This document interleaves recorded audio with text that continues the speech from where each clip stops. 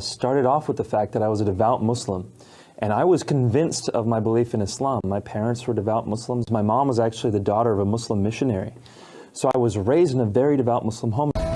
Okay, well, there was a little bit of a kerfuffle this summer when Seth Dunn did a post on Nabil Qureshi, pointing out that Nabil Qureshi, who now works for Ravi Zacharias, he was converted from a subset cult of Islam, meaning that, you know, just how we would look at Mormonism or Jehovah's Witnesses as a sub-Christian sect. They're obviously not Christian, they're sub-Christian, but they, you know, they speak our language, so to speak.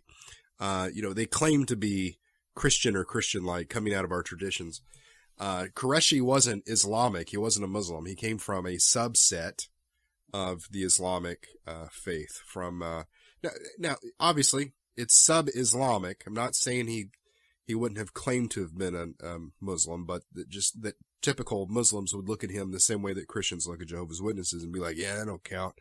One of the things I find entirely lacking, the silence about this is deafening, is the description of his dissatisfaction with the particular brand of what he calls Islam he was following. Let me be more specific. Now, most of the world's population of Muslims are following what is referred to as the Sunni faith. These make up about 80 to 85% of the world following of Muslims.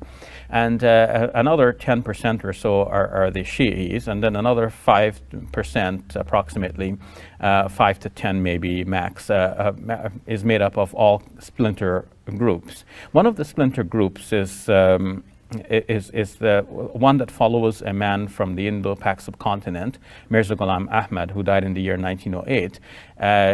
He started out, he claimed to be Jesus having come back, not the actual physical Jesus, but someone in the power and spirit of Jesus. So whereas Muslims and Christians were expecting the Messiah Jesus to arrive down from the sky, he said he is the actual embodiment of the Messiah.